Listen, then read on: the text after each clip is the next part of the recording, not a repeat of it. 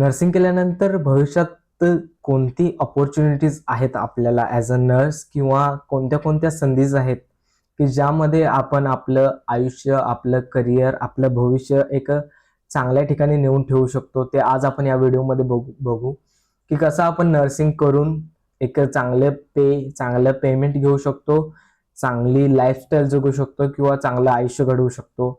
तर चला आपण या व्हिडिओमध्ये बघू की नर्सिंग करून आपल्याला कोणत्या कोणत्या अशा संधी आहेत की ज्यामध्ये आपण आपलं आयुष्य, आपलं भविष्य चांगलं करू शकतो. तर चला आपण बघूया आपण कोणत्या कोणत्या अशा एक्झाम्स आहेत की ज्यातून आपल्याला चांगला जॉब भेटू शकतो. भारतामध्ये किंवा भारताबाहेर दोन्ही ठिकाणी कोणते कोणते असे हॉस्पिटल्स आहेत किंवा कोणते कोणते एक्झाम्स आहेत ज्यातून आपल्याला चांगले पेमेंट भेटू शकतं, ते आपण या व्हिडिओमध्ये बघूया. व्हिडिओ शेवटपर्यंत नक्की बघा. तर चला आपण सुरुवात करूया व्हिडिओला. आणि आपण हा व्हिडिओ दोन भागांमध्ये बघू. एक म्हणजे भारतामध्ये आपल्याला काय ऑपॉर्च्युनिटीज आहेत आणि दुसरं म्हणजे अब्रॉड किंवा फॉरेन मध्ये आपल्याला कसे कसे ऑपॉर्च्युनिटीज आहेत ॲज अ नर्स आणि एक चांगलं पेमेंट आपल्याला कसं प्रोव्हाइड कोणता देश करतो. तर चला व्हिडिओ शेवटपर्यंत नक्की बघा. तर पहिला आपण बघू आपल्या इंडियामध्ये की किती आपल्याला कोणत्या कोणत्या सेक्टरमध्ये आपल्याला संधी आहेत, ऑपॉर्च्युनिटीज आहेत की आपण त्या एक्झाम क्रॅक करून आपण गव्हर्नमेंटमध्ये कमीत कमी 60 किंवा 80 पर्यंत चांगलं पेमेंट घेऊ शकतो. तर चला आपण बघूया. तर भारतामध्ये जर तुम्ही जॉब करणार असाल तर पहिला आपण ह्या दोन सेक्टरला आपण डिवाइड करू शकतो. एक म्हणजे प्रायव्हेट सेक्टर आणि दुसरं म्हणजे गव्हर्नमेंट सेक्टर. नर्सिंग केल्यानंतर प्रत्येक स्टुडंटचं स्वप्न असतं, नर्सिंग करत असणाऱ्या प्रत्येक स्टुडंटचं स्वप्न असतं की आपण चांगल्या मेट्रोपॉलिस सिटीमध्ये जाऊन नर्सिंगचा जॉब करावा किंवा एका मोठ्या हॉस्पिटलमध्ये जे की 500,000 बेडेड हॉस्पिटलमध्ये जाऊन जॉब करावा. तर प्रायव्हेट सेक्टरमध्ये हेच आहे की आपण आपल्या महाराष्ट्रामध्ये जसं की पुणे, मुंबई, नागपूर मोठे मोठे जे सिटी आहेत त्यामध्ये मोठे मोठे हॉस्पिटल्स आहेत. त्याच प्रकारे 600, 700, 1000 बेडेड हॉस्पिटल्स आहेत आणि ते चांगलं पेमेंट सुद्धा आपल्याला प्रायव्हेट सेक्टरमध्ये करतात. तर प्रत्येक गावाकडची मुलं वगैरे हेच बघत असतात की आपण या सिटीजमध्ये जायचं, चांगलं पेमेंट घ्यायचं नर्सिंग केल्यानंतर.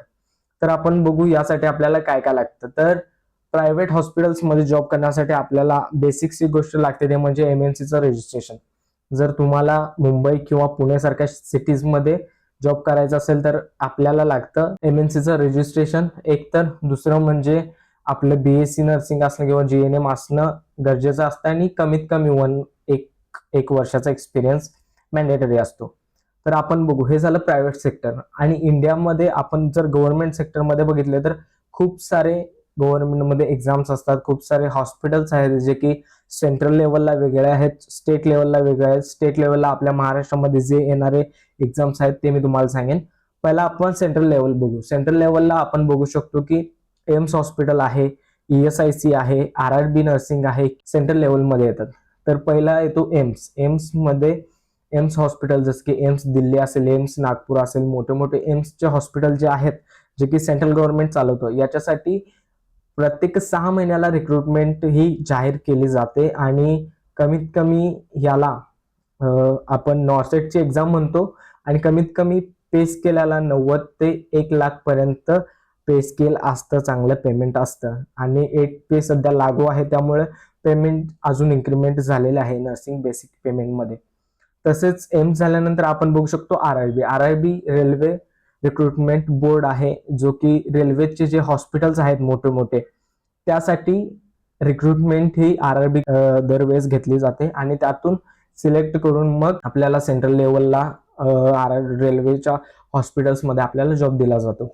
तसंच तिसरा आपण बघू शकतो ESIC ही एक सेंट्रल गव्हर्नमेंटची हॉस्पिटल सिस्टम आहे ज्यामध्ये रिक्रुटमेंट ही सेंट्रल थ्रू होते आणि पे स्केल सेंट्रल लेवललाच असते. त्यामध्ये आपल्याला फक्त या तिन्ही एक्झामसाठी आपल्याला स्टेट गव्हर्नमेंटचं रजिस्ट्रेशन मॅन्डेटरी असतं. कमीत कमी 1 इयरचा एक्सपिरियन्स मॅन्डेटरी असतो. जर आपण BSc GNM केलेला असेल किंवा PB MSc जरी केलेला असेल तरी सुद्धा. पण BSc साठी तुम्ही जर फ्रेशर असाल तरी देखील तुम्ही एक्झाम अटेम्प्ट करू शकता आणि जर तुम्ही एक्झामला चांगले क्वालिफाय झालात तर तुम्हाला चांगलं पे स्केल भेटू शकतं. हे पूर्ण एक्झाम्स CBT प्रोसेसवरती असतात, म्हणजे कम्प्युटर बेस्ड एक्झाम. जसं की MCQ असतात आणि काही परीक्षांना निगेटिव्ह मार्किंग सुद्धा असतं. त्यामुळं फुल स्टडी करून ह्या एक्झाम तुम्ही देऊ शकता आणि चांगल्या पे स्केल भेटवू शकता. तसंच सेंट्रल गव्हर्नमेंट झाल्यानंतर नेक्स्ट येतो तो स्टेट गव्हर्नमेंट. स्टेट गव्हर्नमेंटमध्ये आपण आपल्या महाराष्ट्राबद्दल थोडं विचार करू. महाराष्ट्रामध्ये जसं की DHS, DMER आणि CHO ह्याच्या भरत्या या पूर्ण स्टेट गव्हर्नमेंट अंडर होतात. जसं की आपलं TCS हे आपलं एक्झाम कंडक्ट करत होतं, पण आता हे सगळं MPSC कडे सोपवण्यात आलं आहे आणि फ्युचरमध्ये भविष्यामध्ये ज्या एक्झाम निघतील त्या जवळपास MPSC कंडक्ट करेल. तर याचं पे स्केल आपल्याला मिनिमम 50 to 60,000 असतं. या पेमेंटमध्ये इन्क्रीमेंट एव्हरी इयर होत असते आणि बाकीचे सुद्धा चांगले पेमेंट्स असतात, चांगल्या सोयीसुविधा असतात, यामध्ये तुम्ही करू शकता. तसंच आपण स्टेट गव्हर्नमेंट झाल्यानंतर आपण बघू की हे झालं पूर्ण इंडियामध्ये प्रायव्हेट झालं, गव्हर्नमेंट झालं किंवा सेंट्रल आणि स्टेट झालं. आता आपण बघू इंडियाच्या बाहेर, म्हणजे की अब्रॉडमध्ये आपल्याला किती अपॉर्च्युनिटीज आहेत, अब्रॉडमध्ये पे स्केल कसं आहे, अब्रॉडमध्ये जाण्याची प्रोसेस काय आहे. तर चला आपण ते बघू. तर पहिला आपण बघू की युरोपियन कंट्रीजमध्ये मोस्ट ऑफ मुलं हे इंग्लंड, UK साठी ट्राय करतात. UK साठी जर तुम्हाला बघायचं असेल, UK साठी तुम्हाला OET किंवा IELTS ह्या 2 एक्झाम आहेत. OET, IELTS तुम्ही देऊन UK साठी ट्राय करू शकता. IELTS, OET दिल्यानंतर तुम्हाला ऑस्की एक्झाम असते आणि CBT एक्झाम असते, ते तुम्हाला तिथे जाऊन द्यावी लागते. CBT तुम्ही इथून देऊ शकता आणि ऑस्की तिकडे जाऊन देऊ शकता. UK तुम्हाला कमीत कमी 2.5 to 5 लाख पर्यंत पे करतं पर मंथ. जर तुमची सॅलरी बघितली तर 2.5 ते 5 लाखापर्यंत UK मध्ये तुम्हाला पेमेंट भेटू शकतं. तसंच जर UK नंतर तुम्हाला जर्मन ट्राय करायचं असेल तर जर्मनची पूर्ण प्रोसेस वेगळी आहे, कारण तुम्ही OET, IELTS यावर तुम्ही इथे येऊ नाही शकत. IELTS ही इंग्लिश बेस्ड टेस्ट आहे, तसंच OET ऑक्युपेशनल इंग्लिश टेस्ट ही एक्झाम आहे. तर OET आणि IELTS हे जवळपास सेमच एक्झाम आहेत. पण जर तुम्ही जर्मनसाठी ट्राय करत आहात तर जर्मनसाठी वेगळी त्यांची पूर्ण एक्झाम सिस्टीम वेगळी आहे, रिक्रुटमेंट सिस्टीम वेगळी आहे. त्यासाठी तुम्हाला फक्त जर्मनचं A1, A2, B1, B2 ह्या लेवल्स असतात, लँग्वेज टेस्ट असतात. हे तुम्ही लँग्वेज लर्न करून शिकून नंतर त्या एक्झाम देऊन त्याचे सर्टिफिकेट घेऊन तुम्ही डायरेक्ट जाऊ शकता. आणि सध्या जर्मनीमध्ये खूप सारे रिक्रुटमेंट अवेलेबल आहेत. तुम्ही खूप साऱ्या हॉस्पिटल्समध्ये खूप नर्सेसची कमतरता आहे. त्यामुळे जर तुम्ही विचार करत असाल तर तुम्ही नक्कीच जर्मनीसाठी ट्राय करू शकता. चांगले पे स्केल भेटू शकतं. जर्मनीमध्ये कमीत कमी बेसिक पे 2.5 ते 4-5 लाख पर्यंत आहे. डिपेंड्स ऑन युअर बँड, तुमच्या बँडवरती ते डिपेंड आहे. तसंच जर्मनी नंतर जर तुम्ही USA साठी ट्राय करत असाल, अमेरिकेसाठी, तर USA साठी तुम्ही बघू शकता की USA साठी सुद्धा IELTS आणि OET मॅन्डेटरी आहे. IELTS, OET दिल्यानंतर तुम्हाला त्यांची ऑस्की म्हणून एक्झाम असते ती द्यावी लागते. तसेच NCLEX RN ही USA ची एक इम्पॉर्टंट एक्झाम आहे, ही तुम्हाला क्रॅक करावी लागते.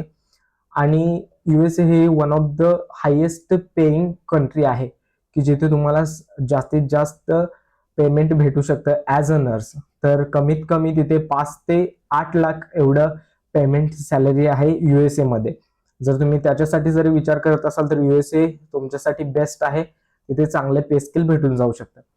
ह्यानंतर आपण बघू शकतो की गल्फमध्ये सुद्धा खूप सारे ऑपॉर्च्युनिटीज आहेत. चांगलं पे स्केल आहे आणि चांगली लाईफस्टाईल आहे की जिथे तुम्ही चांगलं इन्कम जनरेट करू शकता, तुमच्या फॅमिलीला चांगला सपोर्ट करू शकता. तर गल्फमध्ये आपण बघू शकतो की कतार आहे, कुवेत आहे, दुबई आहे, UAE आहे, सौदी आहे, असे खूप सारे कंट्रीज आहेत जे की नर्सेससाठी हाय पे करतात, चांगलं लाईफस्टाईल देतात, चांगला रिस्पेक्ट भेटतो नर्सेससाठी आणि सेफ्टी तर त्याहून चांगली भेटते. तर ह्यासाठी तुम्हाला काय करावं लागेल, तर प्रत्येक कंट्रीची वेगळी एक्झाम आहे, ते प्रत्येक कंट्रीवरती डिपेंड आहे. जर तुम्ही दुबईसाठी ट्राय करत असाल तर दुबईची DHA म्हणून एक्झाम आहे. ती DHA एक्झाम तुम्ही इथून द्यायची, मग तुमचा डाटा फ्लो होईल आणि मग तुम्ही तिकडे अप्लाय करून तुमची रिक्रुटमेंट होईल. तसंच सेम प्रत्येक गल्फमधल्या कंट्रीसाठी वेगवेगळे प्रोमॅट्रिक आहेत. DHA झाली, हात झाली, वगैरे वगैरे अशा खूप साऱ्या एक्झाम्स आहेत त्या तुम्ही बघू शकता. तसेच इथे पे स्केल तुम्हाला कमीत कमी 1.5 ते 2 लाखापर्यंत तुम्हाला चांगलं पे स्केल भेटून जाऊ शकतं. पण गल्फमध्ये कोणत्याही पेमेंटला एक पण रुपया टॅक्सेस नाही. त्यामुळे जेवढं तुम्ही इन्कम कमवू शकता तेवढं तुम्हाला सेव्हिंग वगैरे चांगलं करता येईल. पण जर तुम्ही युरोपियन कंट्रीजमध्ये किंवा US मध्ये बघितला तर जेवढं तुमचं पेमेंट आहे त्याच्या 30 to 40% तुम्हाला टॅक्सेस भरावे लागतात. तशी लाईफस्टाईल पण तिथे स्टँडर्ड आहे आणि इकडे पण तशी आहे लाईफस्टाईल. तर तुम्हाला एका कोणत्या तरी पर्टिक्युलर कंट्रीवरती व्हिडिओ हवा असेल तर कमेंटमध्ये सांगा की कोणत्या कंट्रीवरती तुम्हाला व्हिडिओ हवा असेल आणि मी तुम्हाला त्या कंट्रीबद्दल पूर्ण माहिती नक्कीच पुरवीन. तर हे झाले पूर्ण गव्हर्नमेंट एक्झाम्स इंडियामध्ये किंवा out of the India abroad फॉरेनमध्ये. तर व्हिडिओ आवडला असेल तर आपल्या चॅनलला फॉलो करा आणि व्हिडिओ आवडला असेल तर आपल्या चॅनलला सबस्क्राईब नक्की करा, लाईक करा आणि अशाच अपडेटसाठी आपल्या चॅनलला जॉईन राहा. आणि तसंच जर कोणत्या कंट्रीवरती तुम्हाला फुल एक्सप्लेन व्हिडिओ हवा असेल तर कमेंटमध्ये नक्की सांगा कंट्रीचं नाव आणि त्या कंट्रीबद्दल काहीच वेळात मी तुमच्यासाठी व्हिडिओ बनवून नक्की शेअर करेन इन डिटेलमध्ये. इथे पण व्हिडिओला बघितला असेल तर थँक्यू. जय हिंद.